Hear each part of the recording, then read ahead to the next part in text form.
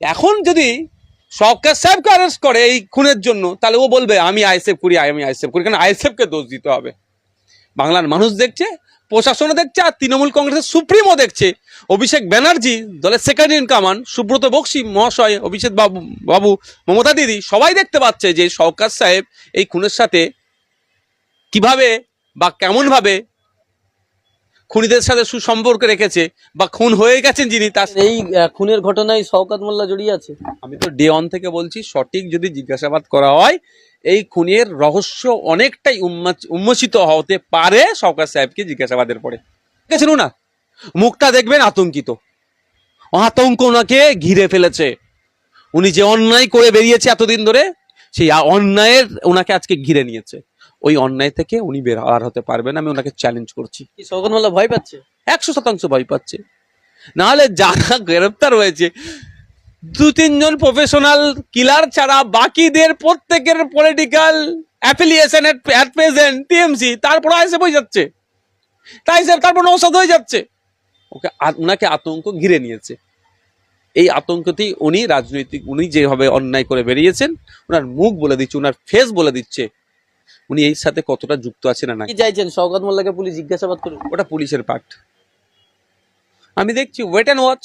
যদি ঠিকঠাক পার্ট না হয়, সিবিআই আছে, মাথায় রাখবেন এই মামলার রুট পাওয়া গিয়েছে এবং কে খুন পর্যন্ত করেছে সেটাও পাওয়া গিয়েছে। এখন বাকি কি বিষয়, আর কারা যুক্ত ছিল ওই খুনের সময়, যদি কেউ সেটা কি, বা মশলা হ্যান ত্যান, গুলি, বন্দুক, পিস্তল কারা সরবরাহ করেছিল, এটা একটা পার্ট হতে পারে।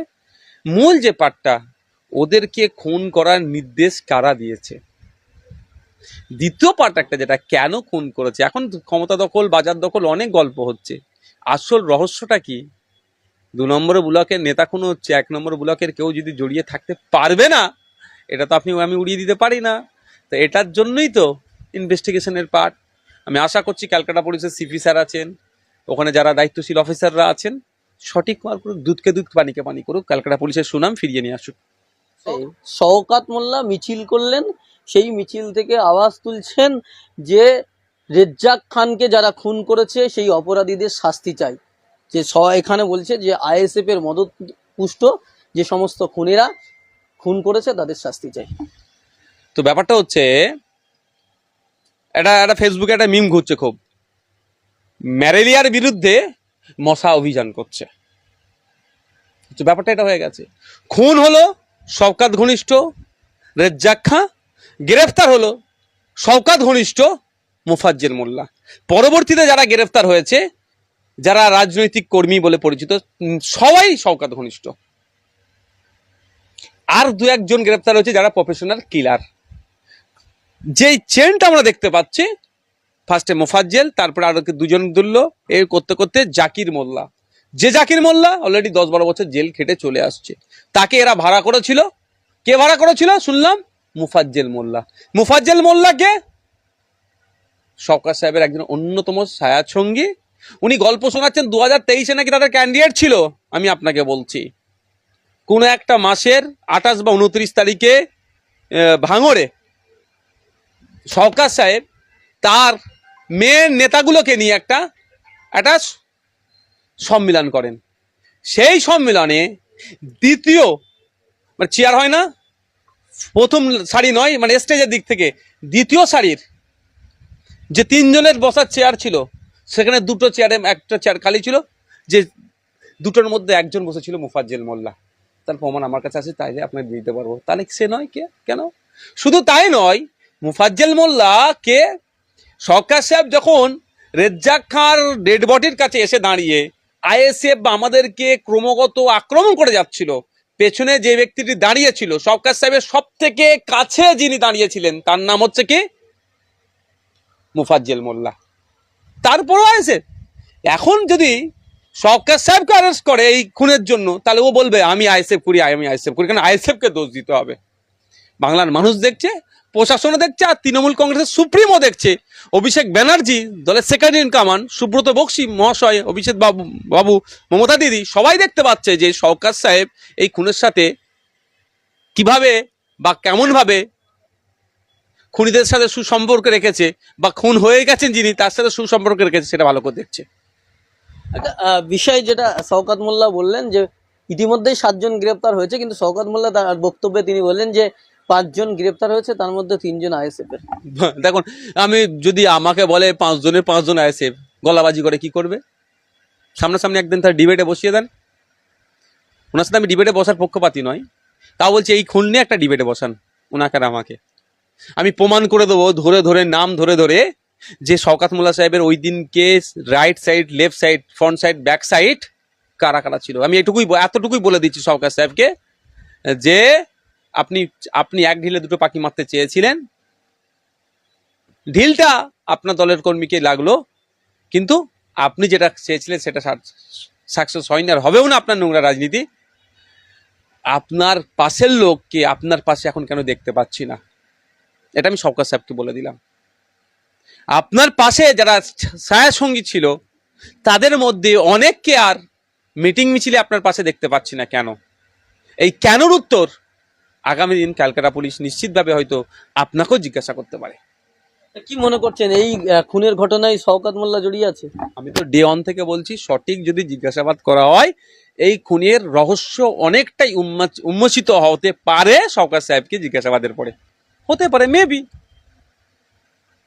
মানে আপনি কি চাইছেন শওকত মোল্লাকে পুলিশ জিজ্ঞাসাবাদ করুক? ওটা পুলিশের পার্ট, আমি দেখছি ওয়েট অ্যান্ড ওয়াচ।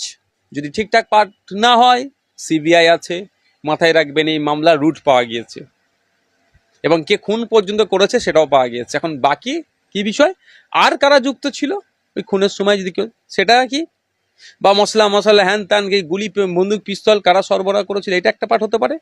মূল যে পার্টটা, ওদেরকে খুন করার নির্দেশ কারা দিয়েছে, দ্বিতীয় পার্ট একটা যেটা কেন খুন করেছে। এখন ক্ষমতা দখল, বাজার দখল, অনেক গল্প হচ্ছে, আসল রহস্যটা কি?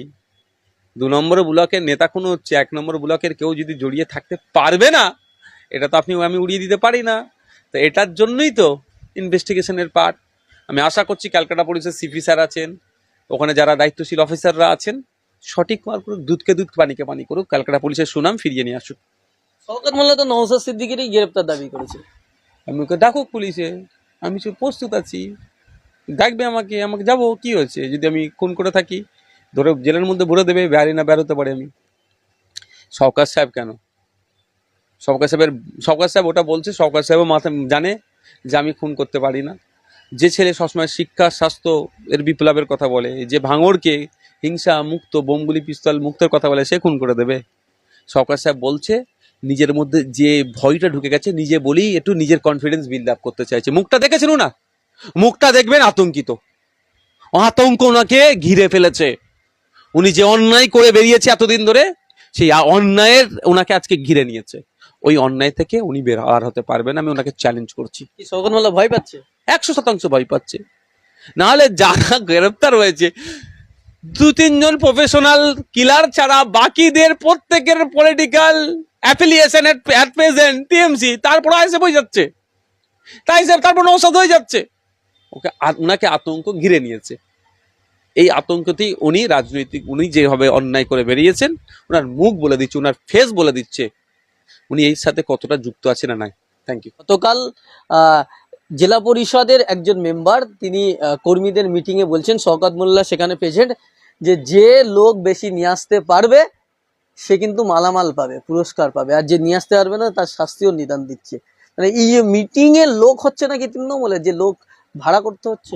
আমি দুটো বিষয় এখানে একটা বলবো। প্রথম কথা হচ্ছে, একটা এস্টাবলিশ হলো যে পঞ্চায়েত থেকে যে সমস্ত ওই তিরপল, চাল, ডাল গল্প শোনালো, সবটাই তৃণমূল কন্ট্রোল করছে, তৃণমূলের লোকেদেরকে দিচ্ছে।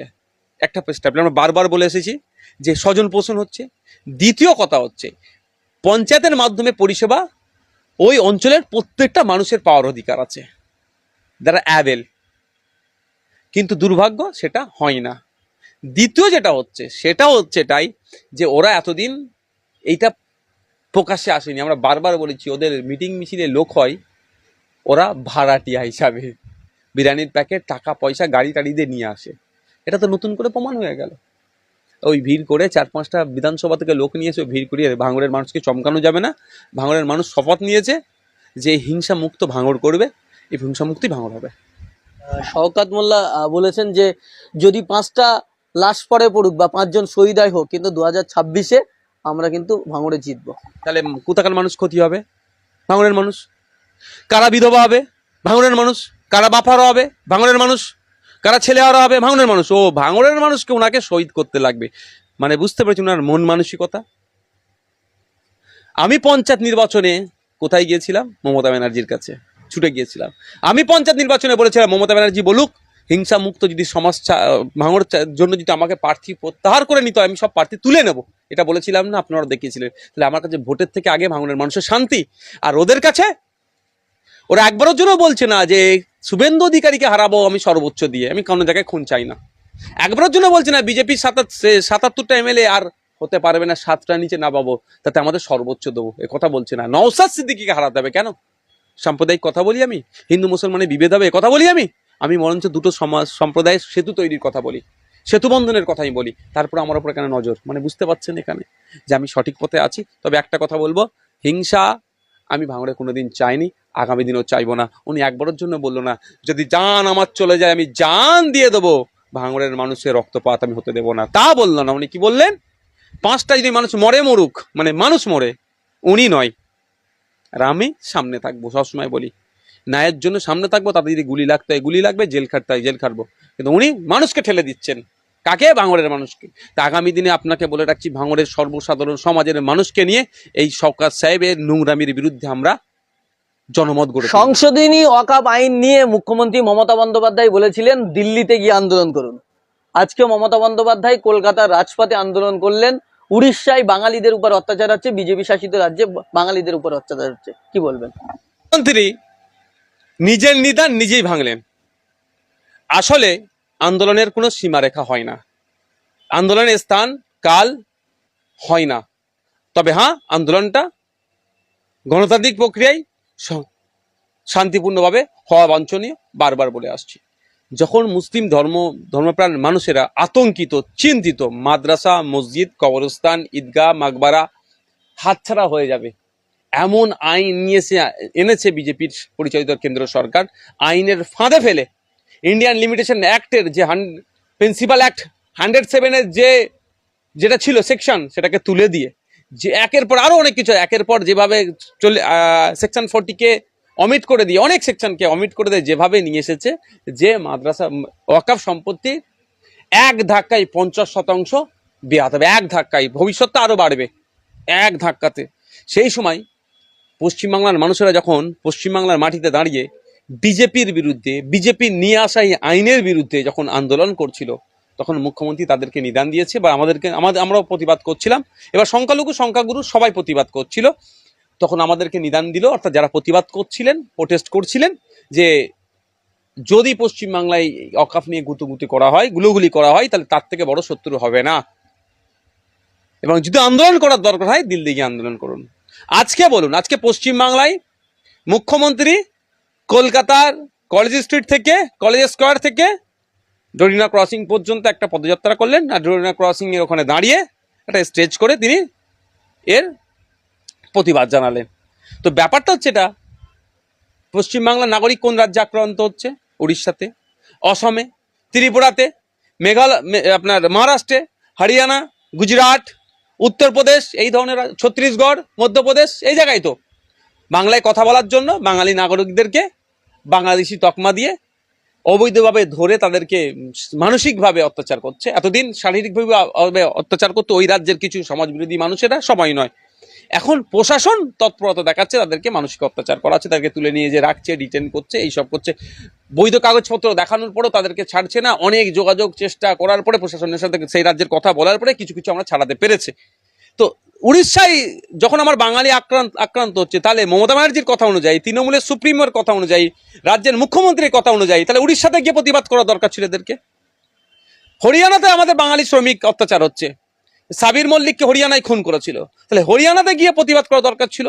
মহারাষ্ট্রে বাঙালি শ্রমিকদের উপর অত্যাচার হচ্ছে, সোমনাথ দেবনাথকে মহারাষ্ট্রে খুন হতে হয়েছিল, গলা কেটে তাকে খুন করেছিল, তাহলে সোমনাথ দেবনাথের খুনি সহ মহারাষ্ট্রে যে সমস্ত বাঙালিদের উপর অত্যাচার করা হচ্ছে এর প্রতিবাদ জন্য মহারাষ্ট্রে করা দরকার ছিল। গুজরাটে বাংলা শ্রমিক সহ অন্যান্য জায়গার আরো শ্রমিক ছিল, তাদেরকে গরু ছাগলের মতো খালি গায়ে রাস্তা দিয়ে এই রৌদ্রতে হাঁটিয়েছিল, চরম অমানবিক কাজ করেছিল। এই অমানবিক কাজের জন্য প্রতিবাদ হচ্ছে, তো প্রতিবাদটা গুজরাটে যে করতো, ও নিজের নিদান নিজেই ভাঙলেন। এটা সংখ্যালঘুদের ইস্যু না, অকাফটা মাদ্রাসা মসজিদের ইস্যু। সুতরাং এটা দিল্লি চলে যায়, এখানে ব্যাপার না। এর আগে উনি এ ধরনের অবাঞ্ছিত মন্তব্য করেছিলেন। আমি অবাঞ্ছিত মন্তব্য এই জন্যই বলছি, আমি প্রোটেস্ট কোথা করবো আমাকে সরকার দেখিয়ে দিতে পারে না। এর আগে আমরা দেখেছিলাম যে ল ডিপার্টমেন্টে আপনি আপনার দলের পক্ষ থেকে মিছিল করে গেছিলেন, সেখানে আপনারা দাবি করেছিলেন যে প্রত্যেকটা রাজ্যে রাজ্যে নোডাল অফিসার নিয়োগ করতে হবে, শ্রম দপ্তরে আপনারা ডেপুটেশন দিয়েছিলেন, কি বলবেন? আমরা শ্রম দপ্তরে গিয়েছিলাম, তার আগে বিধানসভায় বলেছিলাম, তার আগে আমি শ্রম দপ্তরে আমি একাই গিয়েছিলাম, পরবর্তীতে ডেপুটেশন দিলাম যে প্রতিটা বেশ কিছু ডিমান্ড নিয়ে প্রতিটা রাজ্যে একটা করে আমাদের নোডাল অফিসার রাখা থাকুক, 24/7 একটা টোল ফ্রি নাম্বার রাখা হোক পরিযায়ী শ্রমিকদের স্বার্থে। এই মাইগ্রেন্ট লেবাররা কোনো জায়গায় গিয়ে ফেসে গেলে, সমস্যা বিভিন্ন ধরনের সমস্যায় ফেসে গেলে তারা কথা বলবে, এখানে অফিস ডাইরেক্ট এখানে শ্রম দপ্তরে ফোন আসবে, এখানে কথা বলে প্রয়োজনে ওখানকার যারা আপনার নোডাল অফিসার যারা থাকবে তাদের সাথে কন্ট্যাক্ট করিয়ে দিয়ে সমস্যার সমাধান হবে। কিন্তু তাতে নয়, সেইগুলোতে নয়, শুধু পাবলিসিটি নিতে হবে। কারণ আইএসএফ প্রথম প্রতিবাদ ডেপুটেশন মিছিল করেছে, মাইগ্রেন্ট লেবার যারা আছে আইএসএফ এর দিকে ঝুঁকতে পারে, তাহলে আমাদের ভোট হাতছাড়া হয়ে যেতে পারে। ওই জন্য এরা রাস্তায় নেমেছে। যদি আমরা না নামতাম রাস্তায়, হয়তো এরাও নামতো না। তো মাইগ্রেন্ট লেবাররা ভোটের সময় ঈদে বকরিদে আসে না, দুর্গাপুজোতে অনেক বাড়িতে ফিরে না, ভোটের সময় দেখবেন মাইগ্রেন্ট লেবাররা ঠিক চলে আসে ভোট দেওয়ার জন্য। আমি মাইগ্রেন্ট লেবারদের উদ্দেশ্যে বলবো, দেখুন আপনারা বছর হয়ে যায়, হয়তো আপনার পরিবারের মুখ দেখতে পান না, কিন্তু ভোটের সময় এসে ভোট দিয়ে যাদেরকে ক্ষমতায় বসান, আপনারা যখন বিপদে পড়ে আপনাদের পাশে দাঁড়ায় না, শুধু একটা মিছিল করে নাটক এক প্রকার করে দিয়ে আবার ভোট ব্যাংকটাকে সুরক্ষিত রাখতে চায়। মাইগ্রেন্ট লেবারদের একসাথে আওয়াজ তুলতে হবে যে আমাদের জন্য প্রতিটা রাজ্যে নোডাল অফিসার দিতে হবে, আর আমাদের জন্য এই যে সমস্যা হচ্ছে প্রতিটা এলাকায় আইনি সহায়তা রাজ্য সরকারকে দিতে হবে। কারণ মাইগ্রেন্ট লেবারদের উদ্দেশ্যে বলছি, পরিযায়ী শ্রমিকদের কথা বলছি, আপনাদের অর্থের জন্য পশ্চিমবাংলার যে অর্থনীতির চাকাটা একটু হলেও ঘুরছে, আপনাদের কিন্তু একটা গুরুত্বপূর্ণ অবদান আছে। সুতরাং আপনারা ইনকাম করছেন, পরিবারকে পাঠাচ্ছেন, এই টাকাতেও পশ্চিমবাংলার অর্থনীতিটা একটা সচল আছে। সুতরাং আপনারাও ডিমান্ড করুন যে ইন্ডিয়ান সেকুলার ফ্রন্ট যে দাবিগুলো তুলেছে রাজ্য সরকারের কাছে বৈধ দাবি, যে সম্পূর্ণরূপে আইনি সহায়তা দিতে হবে এই মাইগ্রেন্ট লেবারগুলোদেরকে। আর সাথে সাথে এই দাবিটা আমি তুলেছি, যদি আমাদের রাজ্যের শ্রমিকদেরকে ভিন্ন রাজ্যের সরকার নিরাপত্তা না দিতে পারে, আমাদের রাজ্য সরকার সেই রাজ্যের সরকারের সাথে কথা বলুক, তারপরে যদি ব্যর্থ হয় সেই সমস্ত শ্রমিকগুলোকে ফিরিয়ে নিয়ে আসুক আমাদের রাজ্যে, কাজের ব্যবস্থা করুক আমাদের রাজ্যে। যদি কাজের ব্যবস্থা না করতে পারে, ন্যূনতম 10,000 টাকা পরিবার পিছু তাদের এখন বেকার ভাতা দেওয়া হোক, কাজের ব্যবস্থা করলে বেকার ভাতা থেকে তাদের নামটা কেটে দেওয়া হবে। আজকে মুখ্যমন্ত্রী মমতা বন্দ্যোপাধ্যায় ররিনা করুসিংহে বক্তব্য দিতে গিয়ে বললেন, বাংলায় কথা বললে বলা হচ্ছে বিদেশি, আমি বাংলায় কথা বলবো, যদি হিম্মত থাকে আমাকে আগে গ্রেপ্তার করে দেখাক বিজেপি। ওনাকে তো গ্রেপ্তার করবে না, ওনার কাছে যেতে পারবে, ওনার কাছে ঘেঁচতে পারবে? ওই ডায়লগ তো দিচ্ছে, ওই জন্য আমি ডায়লগ এটা বলছি, ওই জন্য দিচ্ছে। তো কাকে ধরছে? দেবাশিস দাসকে। কাকে ধরছে? আব্দুল সত্তারকে। কাকে ধরছে? অমুক মোল্লাকে। মুখ্যমন্ত্রীর কাছে পৌঁছাতে পারে? পাবলিক ভাবছে আরে মুখ্যমন্ত্রী আমার জন্য অনেক কিছু করছে, আরে ঘোড়ার ডিম হচ্ছে। এটা বলুক যে আমার পশ্চিম বাংলার নাগরিক যদি বাংলায় কথা বলে কেউ যদি গ্রেফতার করে, যে সরকার গ্রেফতার করবে সেই সরকারের বিরুদ্ধে আমি সুপ্রিম কোর্টে মামলা করবো। 131 আর্টিকেল 131 কে সামনে রেখে। এটা বলেছে? এটা বলেনি কেন? বাংলায় আর অন্য অন্য রাজ্যের মানুষের কথা বলছে আমি। পশ্চিম বাংলা বাংলা ভাষীর স্বাধীনতা সংগ্রাম ইতিহাস ভুলে যাচ্ছে। স্বাধীনতা সংগ্রামীদের যে টপ লিস্ট আছে, সেই টপ লিস্টের সব থেকে বেশি জায়গা জুড়ে আমাদের বাংলার মানুষরা আছে। আমরা বাংলায় কথা বলি যারা, আমরা বাঙালিরা আছি। আজকে বাংলায় কথা বলার জন্য বাংলাদেশি যারা বলছে তাদেরকে বলবো এটা প্রত্যাহার করুন। বাংলা ভাষার সাথে অপমান হচ্ছে, বাঙালিদের সাথে অপমান করবেন না। স্বাধীনতা সংগ্রামে বাংলা ভাষাভাষী মানুষের অবদানকে আপনারা কোনোদিন উপেক্ষা করতে পারবেন না। আজকে যখন মমতা বন্দ্যোপাধ্যায় কলেজকার থেকে ডরিনা করুন পর্যন্ত মিছিল করলেন, ঠিক সেই মুহূর্তে উল্টো দিকে আমরা দেখলাম শুভেন্দু অধিকারী, তিনি নির্বাচন কমিশনের দপ্তরে গিয়ে বলছেন বাংলায় যে রোহিঙ্গা ভোটার রয়েছে, রোহিঙ্গা ভোটার তালিকা মুক্ত ভোটার তালিকা পশ্চিমবঙ্গে প্রকাশ করতে হবে। কবে এসছে রোহিঙ্গারা? কিছু বলেছে? কি করে এসছে রোহিঙ্গারা? তাও কিছু বলেনি। উড়ে আসলে, যদি ফ্লাইটে আসে, এয়ারপোর্ট দেবার হবে, সিআইএসএফ থাকে সেখানে, ইন্ডিয়ান এয়ারফোর্স আছে, যদি অবৈধ ফ্লাইটে আমাদের দেশে ঢুকে যায় আটকানোর জন্য, হেলিকপ্টার যদি আসে আটকানোর জন্য, যদি যদি নদীপথে আসে আমাদের নেভি আছে, সাগর দিয়ে আসে নেভি আছে আটকানোর জন্য, আর যদি বর্ডার দিয়ে আসে বিএসএফ আছে। একটা হচ্ছে ডিফেন্স ডিপার্টমেন্ট পড়ছে, আর একটা হোম ডিপার্টমেন্ট পড়ছে, দুটি সেন্ট্রালের হাতে। তাহলে উনি কি শুভেন্দুবাবু বকলমে আমাদের বিএসএফ, আমাদের ইন্ডিয়ান নেভি, আমাদের ইন্ডিয়ান এয়ারফোর্সের অফিসারদেরকে কি কি বলতে চাইছে যে তারা যথেষ্ট নয়, তারা আটকাতে পারছে না?